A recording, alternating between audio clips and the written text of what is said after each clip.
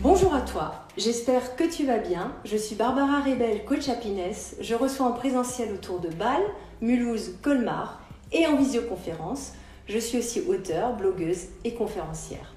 Je te souhaite la bienvenue sur le quart d'heure de Barbara, un rendez-vous qui fait du bien. Et aujourd'hui, nous allons aborder le thème de la symbolique des moissons et récoltes. Alors pourquoi j'aborde ce thème maintenant ? Parce que sur un plan énergétique, nous sommes en train de préparer le passage à l'automne qui aura lieu au moment de l'équinoxe le 22 septembre à 21h21 précisément. Ce sera donc le moment où les nuits seront aussi longues que les jours. C'est parti!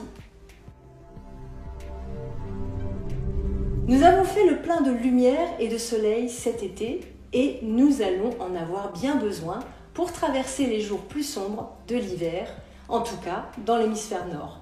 Cette énergie qu'on a rassemblée, capturée au cours de l'été, elle est en quelque sorte notre récolte énergétique à nous et elle fait le pendant avec la moisson du blé, la récolte des fruits à noyaux, des baies et même les vendanges. De même que ces fruits, ces graines sont le carburant de notre corps et vont constituer nos réserves alimentaires pour l'hiver, une fois qu'on les aura triés, mis en bocaux, tout ça, tu vois, transformés sous forme de confiture, de jus, de vin même. Et bien de cette même façon, l'énergie solaire, elle va pouvoir être engrangée une fois qu'elle aura été triée et transformée elle aussi. Et c'est pour ça que la rentrée de septembre, c'est le début d'un nouveau cycle et non le début de la nouvelle année comme on a tendance à le célébrer. Autrement dit, les bonnes résolutions, si tu en prends, c'est maintenant. Les intentions à poser, c'est maintenant aussi. C'est au début de l'automne que je sème ce que je vais pouvoir récolter l'été prochain. Mais bien sûr, avant de semer, je t'invite à faire le point sur ta récolte de cette année. Alors comment faire ? Je t'invite à prendre 2 feuilles blanches, 2 feuilles de papier avec ton plus beau stylo. Sur la première feuille, tu vas noter tous les acquis, tout ce que tu as appris sur toi au cours de l'année écoulée, tout ce que tu sais maintenant de toi, ce que tu es fier d'avoir accompli, tes réussites, les habitudes que tu as changées, la maturité que tu as acquise. Ça, c'est la partie récolte. Et je t'invite à garder cette feuille bien précieusement pour pouvoir la relire, en particulier quand tu auras le moral dans les chaussettes. Sur la deuxième feuille, note tous les comportements que tu veux changer et dont tu n'as plus besoin parce que tu es passé à une autre étape de ton évolution. Note aussi ce qui n'a plus la même importance dans ta vie. Ce dont tu veux te débarrasser, ça c'est la partie que j'appelle compost et tu vas faire dessus un travail symbolique pour le recycler.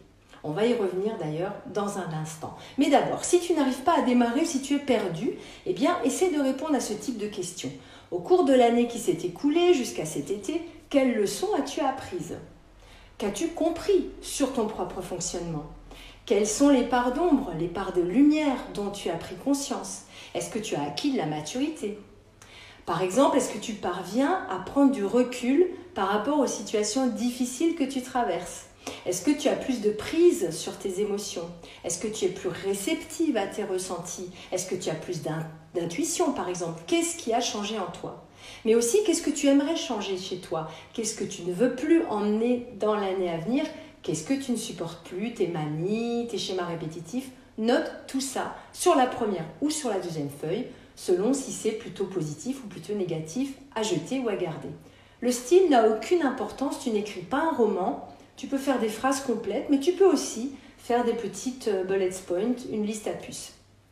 Personnellement, je trouve intéressant aussi de laisser poser ton écrit pendant quelques jours, puis de le relire et éventuellement de le compléter.